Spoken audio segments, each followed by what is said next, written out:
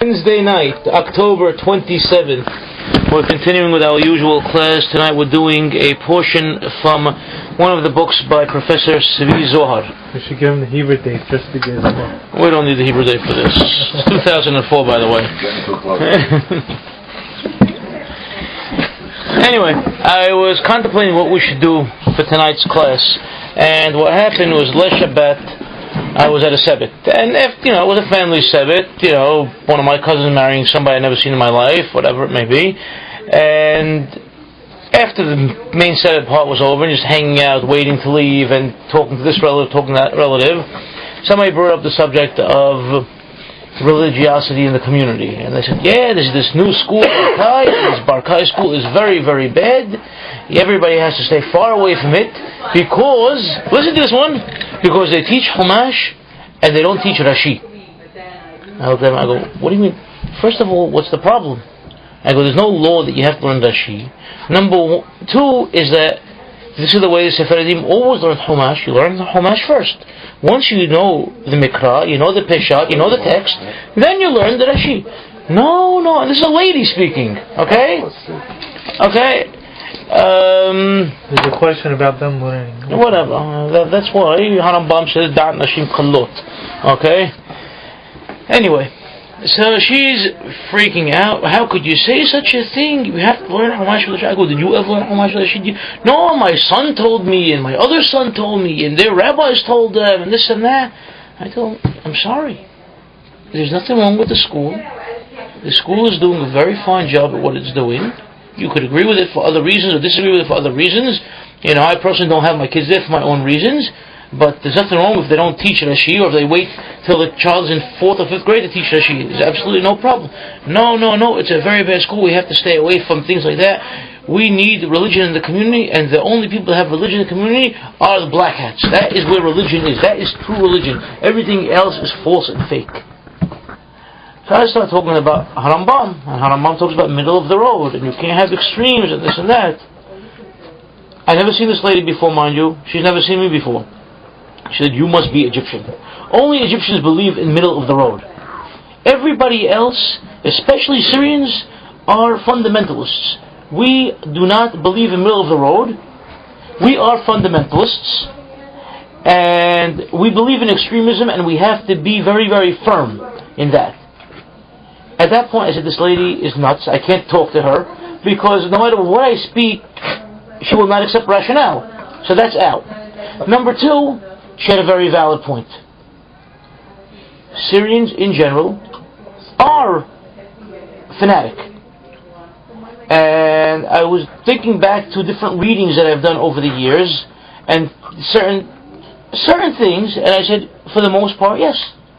The Hachamim of Syria, whether it be Halab or Sham, were much more fanatic and severe in their rulings than the Hachamim of the other Sephardic countries that surrounded them. And then as I came home, I started thinking about different things I've read, and then I recalled that about 3 years ago, Tzvi Zohar, in one of his books that came out in 2001, had a whole chapter about the rabbis of Halab and Sham and their approach to certain ideas and how it differed from the rabbis of Iraq, the rabbis of Egypt, and the rabbis of Yerushalayim. And that's what I propose we do tonight. That chapter from Tzvi Zohar. And I said it's appropriate because it's coming in this week, and for those of us who are going to hear him, it'll put us more in that state of mind. And for those that aren't, at least we'll get a taste of Tzvi Zohar and his works. But at least you said it's only the rabbis of Halab during the modern era. How they observed and held on to things in a religious and sociological stand. New York, Mexico City, Buenos Aires. קיימות כיום קהילות מלוכדות של יהודים יוצאי חלב שבסוריה. Saying in the greater cities of the world that we know in the globe, especially in North and South America, of course we have New York, Mexico City, Buenos Aires, Argentina. We have large communities of Halabi Jews.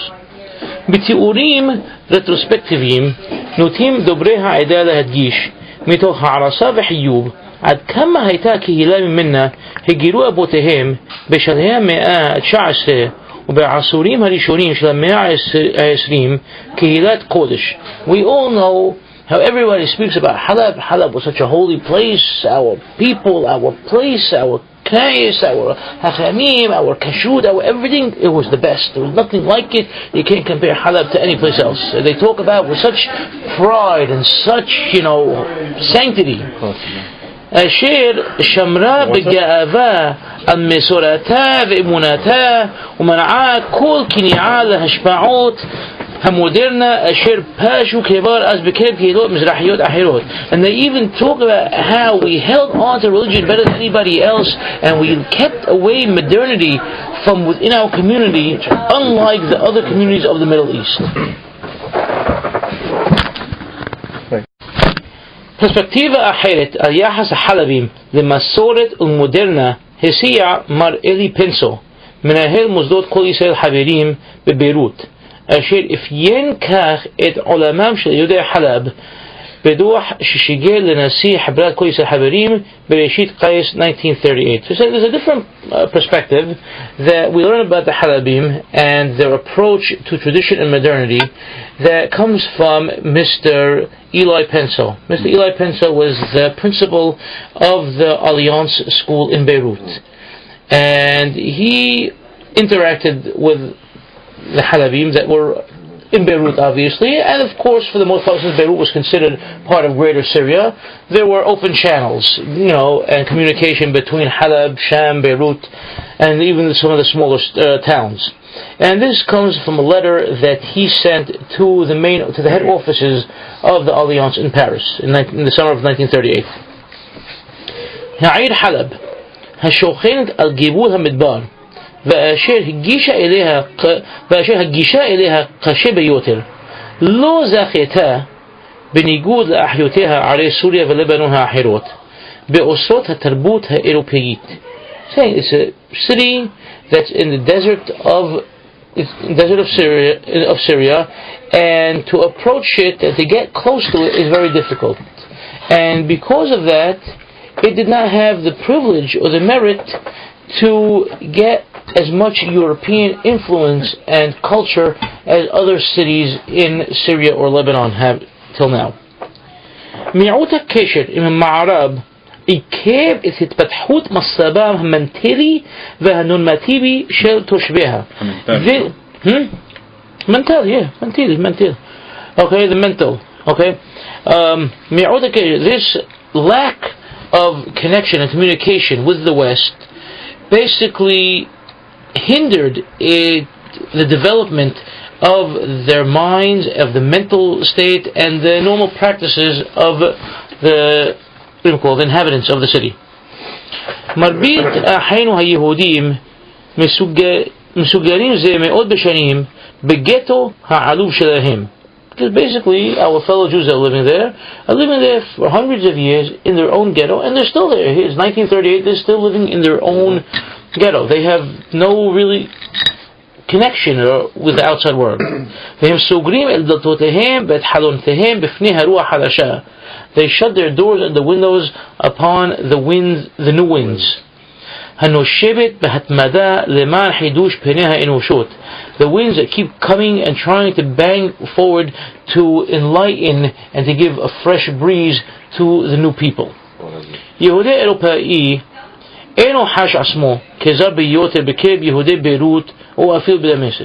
If a European Jew comes and finds himself in Beirut or even in Damascus, he doesn't feel like such a stranger. לעומת זאת, הוא חש ניכור כלפי המנטליות של יהודי חלב, כי הם נשארו קשורים ביותר להרגלים ומנהגים של אבות אבותיהם. But if he finds himself in Aleppo, he finds himself totally out of place. He's basically walking into the past. People that have held on to their old ways, the ways of their fathers and forefathers, and have yet to come forward in time. האגוזים האדישות, רדיפת הבשע, דעות קדומות, מגוון הסוגים, מנהגים מיושנים וקנאות דתית, כל אלו ממשיכים לשרור בחיקה של הקהילה. האגואיזם. Egoism. The egoism. אדישות. How do you define אדישות? I don't know how to explain the word adishut. The Basa is what he calls chasing after money. They're all okay, ancient ideas, from all different sorts. Minhagim miyushanim, outdated customs, v'kena'ot datit, and zealous religion. All these things continue to live and be alive and well in the laps of the people of this community. Mind you that chasing money. In other words, as opposed to education. In other words, already in cities like in Beirut, people going to education. They're westernized.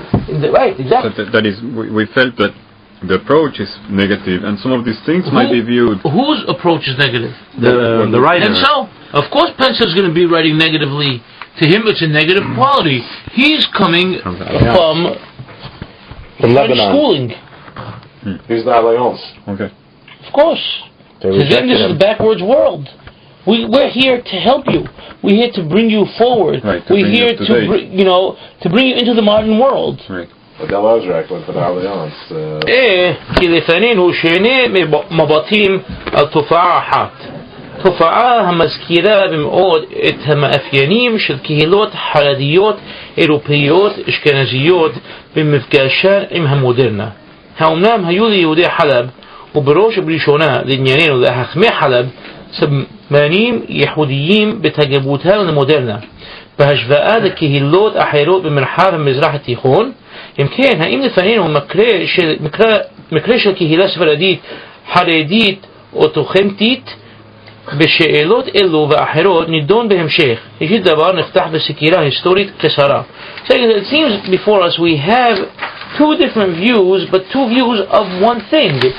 They're both portraying the same thing. The people of Halab that are now living in North and South America portray it as, yes, it was a very, very holy city where we didn't let modernity in, and it's such a great thing. And then you have Pensa looking at it, how these people, they were religious, but they were so backwards also because they didn't let modernity in. But both of them dealt with religion and modernity, both views. Saying, this seems very strange. Do we have other communities of Jews that were living in the Middle East that also reacted as such? Were there Sephardic communities that you could call them authentic and call them fanatic at the same time? Did such a thing ever exist? These are things that he wants to come and examine over here. But first of all, we have to give a short historical background. And that's what we're starting on the next page. היה רציף למעט הפסקות קצרות והתקיים שם מאז ימי הבית השני עם היותה סוריה כולה מאוכלסת ביישוב יהודי גדול למדי. There's no doubt about it, and we could say this with pretty much certainty, that the Jewish people living in Syria in the 20th century are just a basic continuation, except for a small little breaks here and there, and it's a continuation of a community that was already living there in Halab from the days of Bayit Sheni. Even throughout Syria... That's such a great claim, huh? Fantastic claim. Who's saying anything bad about it? No, I'm saying great. No, he's telling you, he's giving you a matter of fact. Right. Even though Syria in general didn't have such a large Jewish population, the Jewish population was constant and consistent in that it had a steady line going back. It had a constant community living in in their cities.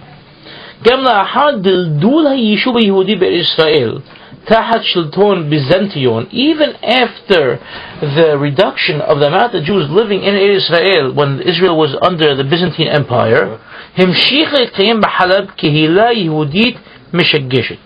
You had a significant community of Jews that was living in Halab. כבר במאה הי"א ואולי עוד לפני כן, even already in the 11th century and possibly before then, It was known as a community that carried its weight in Torah. بقراءته لحكمي لونل متأير هرمبام بالسبعين قدريم اتمساب لموت التوراة بزمنه. We're all very familiar with the famous letter that Harambam wrote to the rabbis of Lunel, and he talks about the situation of Torah study in his days. And he talks about how, unfortunately, things aren't as he would like them to be. But he lives up on a flagpost, like a beacon of light in the darkness. He refers specifically to Aleppo and the rabbis of Aleppo. Moreh Nebuchim, נכתב בתבנית איגרת אישית. Moreh Nebuchim, as we know, his book of philosophy, Harambam's book of philosophy, basically was written as a personal letter to his student, לתלמידו המובהק יוסף בן יהודה ابن شمعون, אשר כבעד מקום שבו בחלב והרביץ בתורה. That he established himself, he lived in Halab, and that's where he lived, and that's where he practiced, and that's where he taught Torah. Bishnat 1260, Palshu HaMongolim, the Mizrah Tichon. Right? As we know, the Mongols, they came in and they entered the Middle East.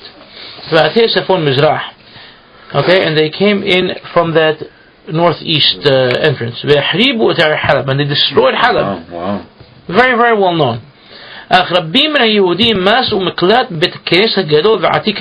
many of its Jews found shelter and refuge in the old ancient synagogue in Halab. And those, we'll call them terrorists for our case, or the marauders, more correctly, did not harm these people. But an additional Mongol invasion in 1400 did result in a lot of problems. Many of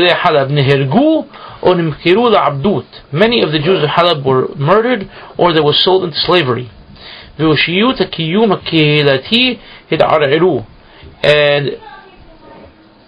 And certain key individuals and characters that were the core of the life of the community in Halab, they had to be reawakened because so many people were lost. أنو شمعيم شوب على الحداشود حييم التورانيين بحلب ومسحار بين لأمي من نهاية بتبوخ سحاريها يهوديم. But soon enough they were able to build themselves up again, and already in the middle of the 15th century we again hear about, the revival of the life of Torah in Halab, and not only of the life of Torah but the international trade that was done through the Jews of Halab from their homes in Syria. همساب الشفيري حسيش كيلات حلب بشنيم إلو عسول ترون لها بنات تفاعة معنينت. If we follow the chain of events, everything that's going on throughout the history of the Halabi community during these years, it helps us to understand, key points that he's going to refer to us now. Golei Sefarad, okay, those Jews who were expelled and exiled from Spain, shegiu le'ir. Those Jews who were expelled from Spain, 1492. Now the community was already basically ravished. It was there, but it was ravished because of the Mongolians that were there in 1400. And we're not hearing really again about the community until the middle. 1500. So it was 1450 then, okay. But we're starting to hear about it, but who's really coming in to pump in, the blood and the life of the community are these ex-Spaniards, really. The exiles. משעירה בקהילות רבות אחרות, הם לא הצליחו להדחיק את רגלי ההנהגה המקומית האוטוכטונית. Okay? Even though that in many other communities we saw that the Jews that came in from Spain were able to have a very important influence on the community and overturn things and take things over into their hands, in Halab it wasn't so. In Halab, the old community as we now know as the Mosseri community, because in Halab you have the Mosseri and the Sephardi, and the Mosseri community in Halab were the original inhabitants of Halab, those who had no connection to Spain and to the Jews who came from Spain, the original Arab Jews, as we'll refer to them. And each community of the Middle East had them. So there were the Mustarabim, who were the original Arab Jews of those locales, and then you had the Sephardim, those are those Jews who came from Spain and Portugal. Later on also you had, the Frangi, the Franco, you had different people that came from different areas, and they had their own smaller communities. But the main break in Halab, which, believe it or not, lasted until even 1930, 1935, was between the Sephardim and the Mustarabim. But even those Sephardim, they didn't, at some point they stopped speaking Spanish. They stopped speaking Spanish, but they had their own customs when it came to prayer. In liturgy, the Sephardim and the Mustarabim remained distinct. And they had their own separate minyanim. In these communities, in the main large ancient synagogue, they had their own prayer groups for Yamim Noraim. And even on Shabbatot. And that's at least until 1930. That we have documented. מקומה של חלב על סומק דתי ותנועה עיקרי שעשרה פורה מסיר תנועה מגיע עליה מחוף הים העניק לה ממקד חשיבות סבאית וכלכלית. Basically, the geographical situation of Halab, where it stood at that particular point, at the crossing of the desert, where there was basically the caravan route, at the same point they also had, it was close enough from the seashore. It's not really a sea, it's really a river that goes through Halab, and that river outlets to the sea. But I guess there were some sort of boats that traveled on that river to bring goods back and forth. It caused Halab from ancient times, Hashivut Sebaid Kalkalit. It gave it a military importance as well as a economic importance. Lifnesha Europim Mas'u Netibim Alternativim Lahodu un Mizrah Harahok. Before the Europeans found other alternate routes to India and to the Far East, Shimsha Halab Tahana Hashuba binti Wasar Hayabashti. Halab was one of the most important stops on the caravan route. Shimsha Mehof Hayam Tikhon, that went from the seashore of the Mediterranean, La Iraq ul Iran. It went to Iraq, it went to Iran. Umisham Lehodu ul Asia Hamirkazit Vilasin. And from there it went to India and to Central Asia and to China. After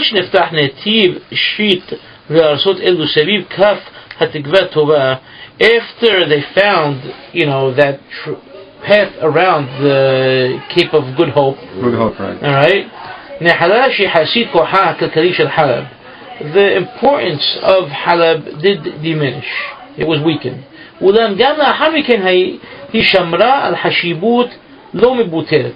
But still, afterwards, it held its own, and it still had its importance.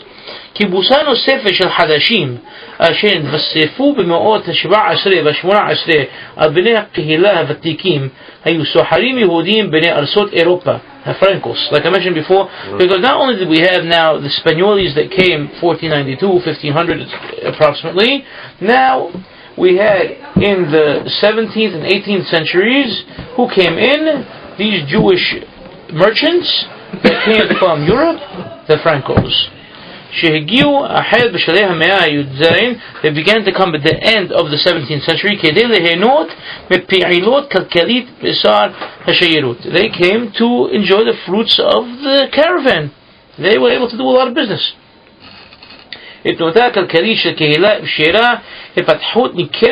של המדרשים והישיבות שבתוכה שמם של חכמיה יסד המרחוק.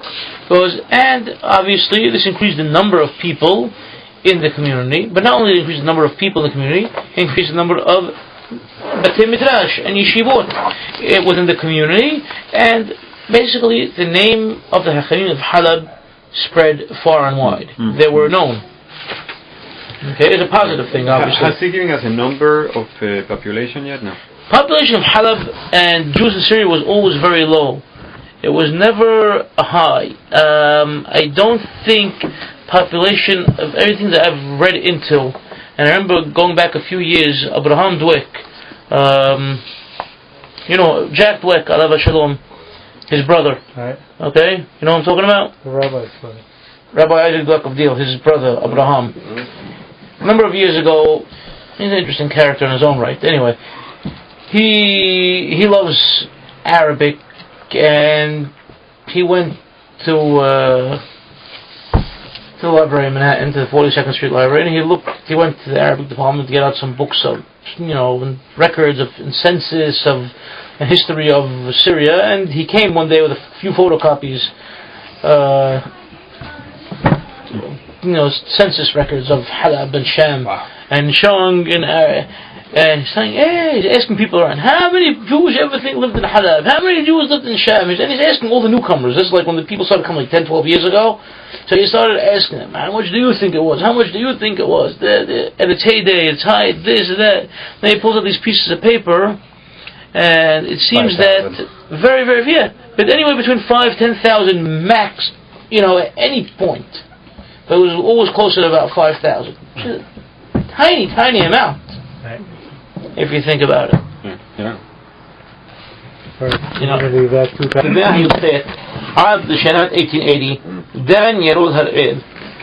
Yaron Har'el is another professor in Israel right now, and he's saying that this particular professor, Yaron Har'el, has already dealt with the community in Halab during the 19th century until the year 1880.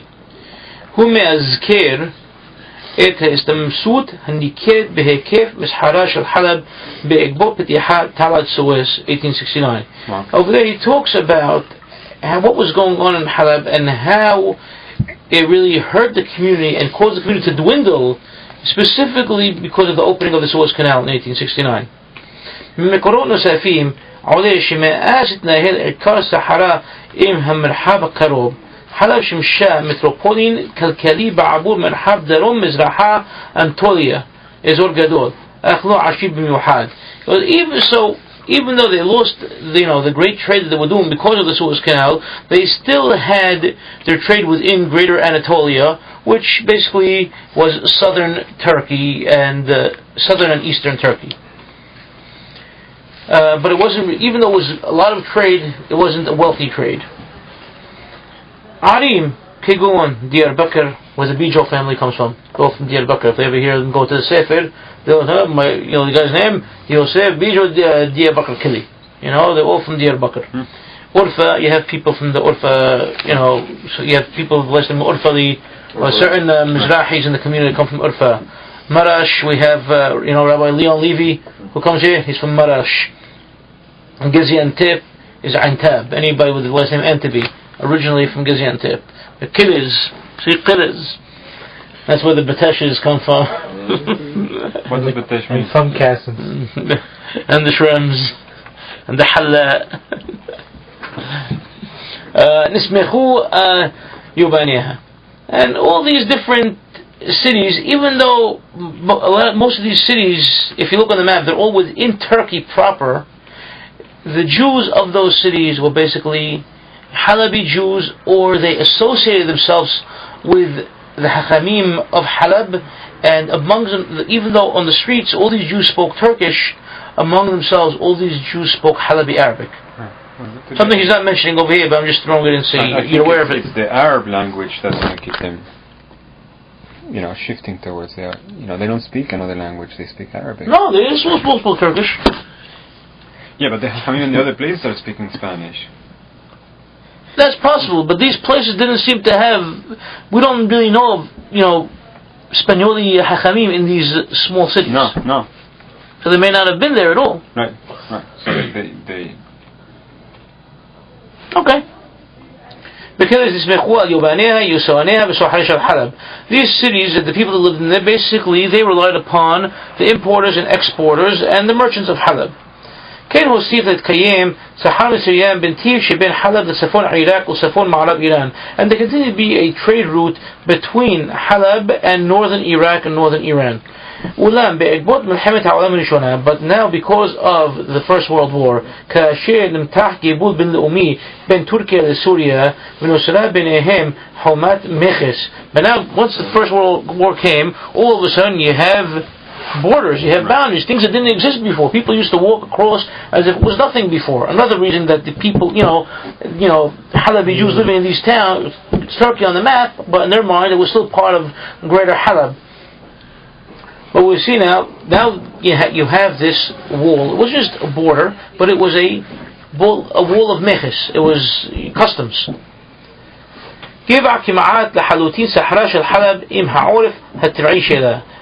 really cut off Halab from its natural borders and its natural satellite towns. Bereshit Shenot, her mandate Sulfati, the beginning years of the French mandate. There were hopes to bring back and revive that natural economic value of Syria. Ulam, you had a lot of political turmoil going on. You had internal Syrians fighting against and revolting against the French government. This really hindered any sort of economic development in the beginning of the 20s. And it continued into the 30s. Obviously Syria suffered like other lands from the advancement of the financial industries that were going on throughout the world, and they were basically left out of it. Right, so they're going down. They were going down. They're going down big. They were falling. Right.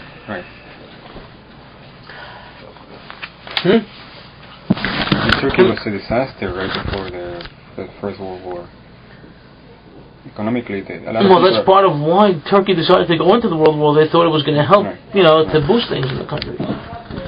המסוכות הכלכליות עודדו הגירה של סורים רבים ובכללם יהודים. Okay, because of this economic situation, it caused many Jews to pick up and leave. They left Syria. What are we staying here for? We're going to kill. We're going to end up dying over here. All right, not only Syrian Muslims or Syrian Christians, the Jews as well. They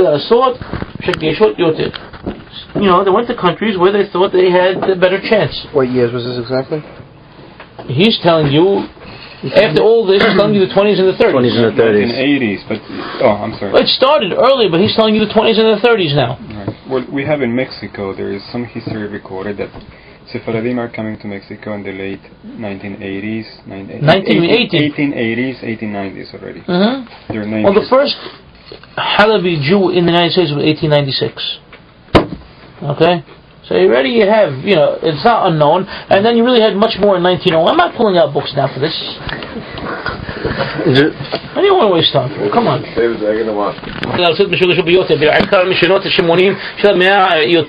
saying specifically from the 1880s, from 1880 on. And especially since the people started leaving in the 1880s, of course, we don't see a great growth among the Jews of Syria. 12,000 تشابيم عرب ملحمة عالم ريشون. He's saying the maximum that we could ever calculate for the Jews in Halab was immediately prior to World War I. It was 12,000.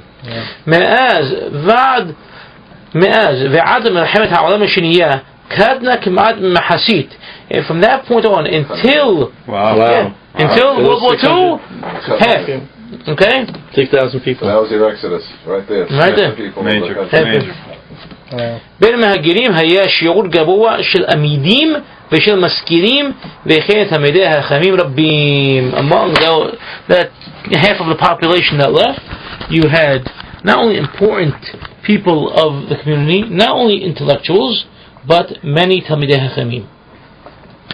חכמי חלב מאבקיהם לשימור אופי הקהילה.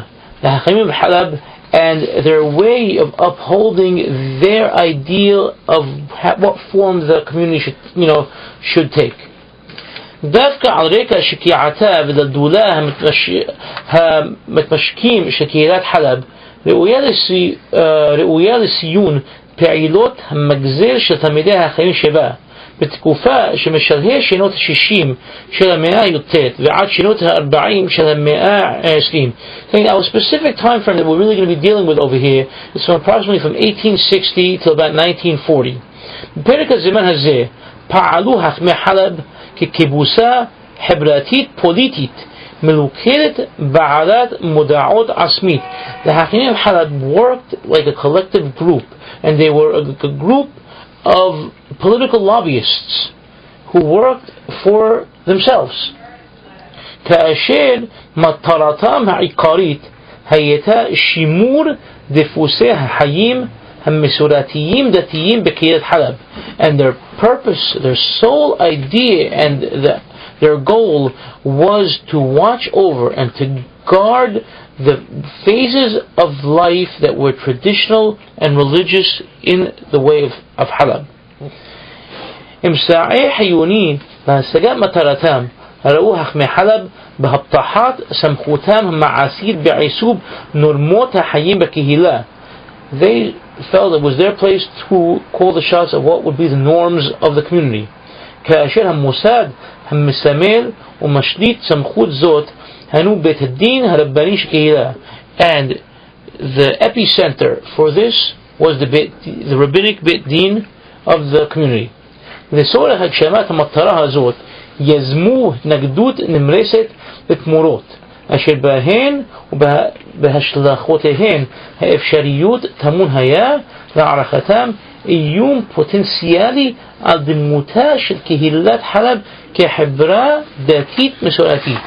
And now if we think about this, this helps us to understand why everybody who've ever known that ever lived in Halab refers to Halab as this place of religion.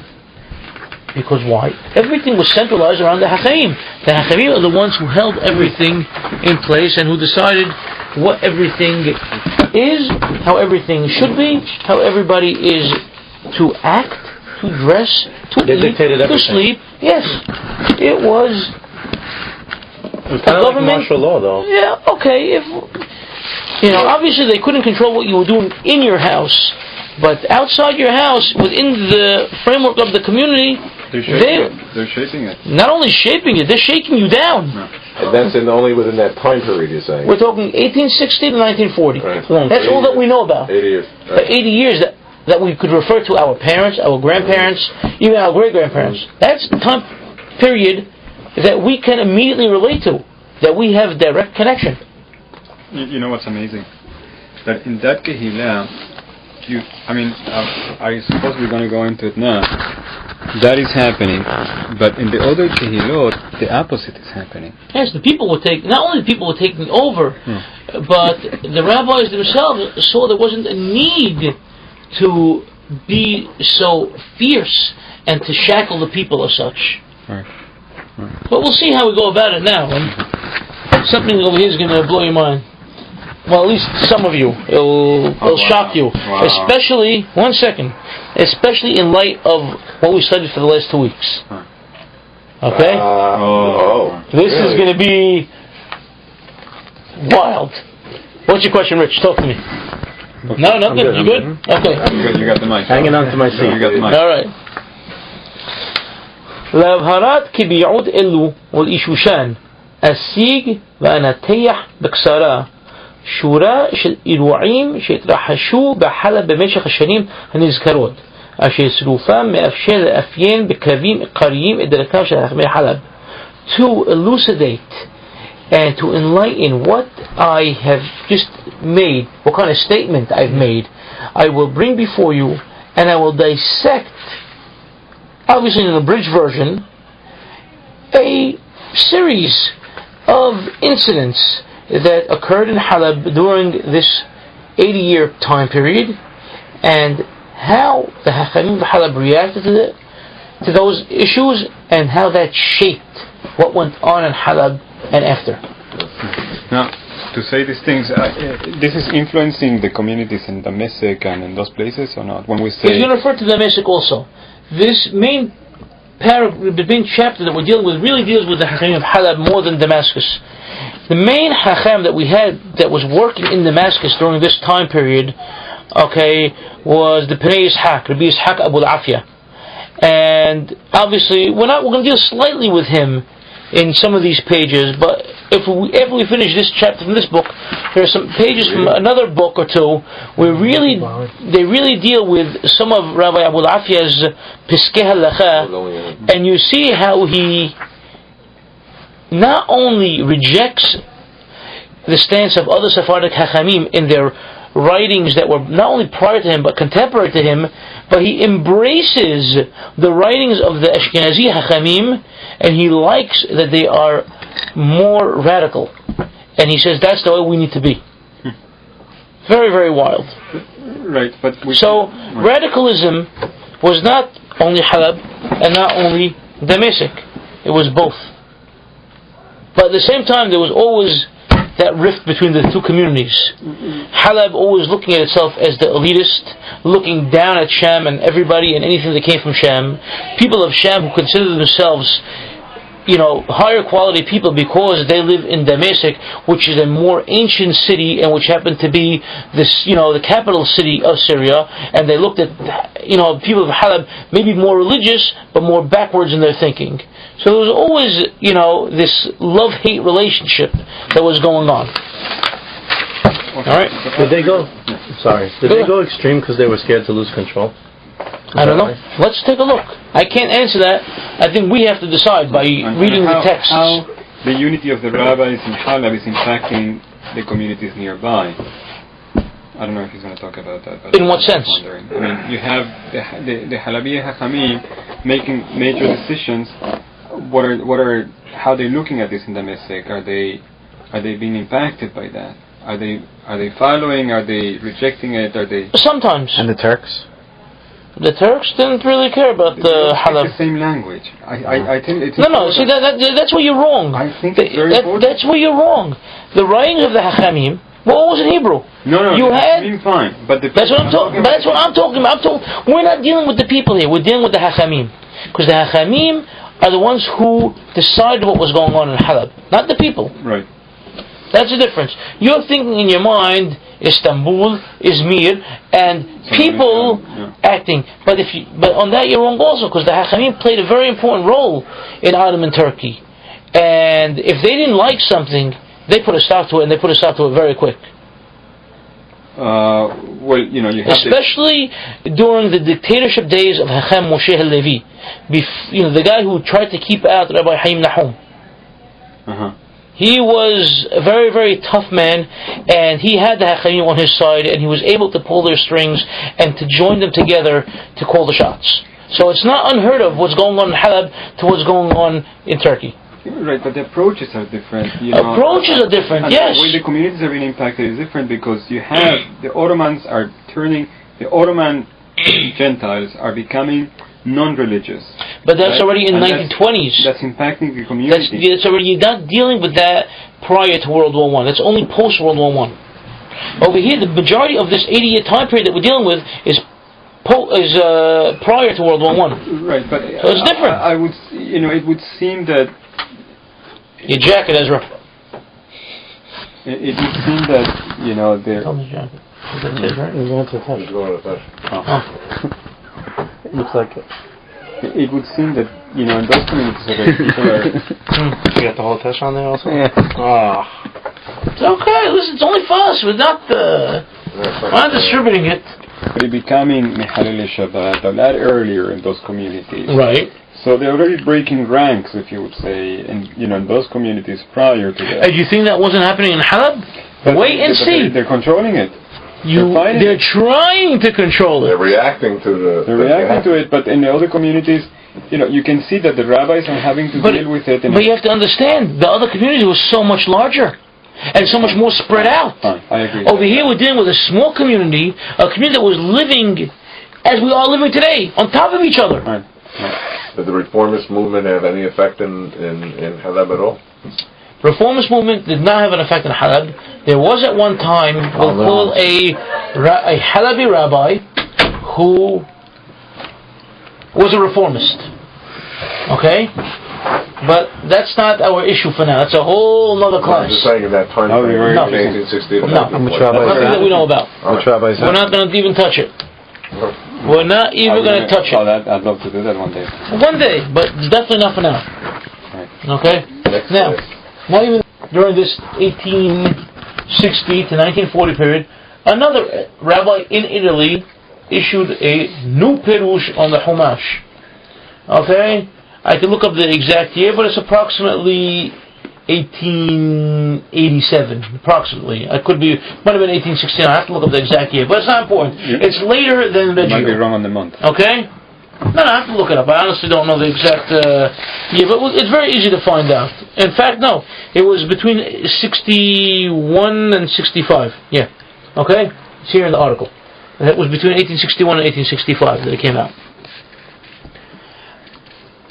Another rabbi in Italy. This rabbi, he was originally born in Morocco.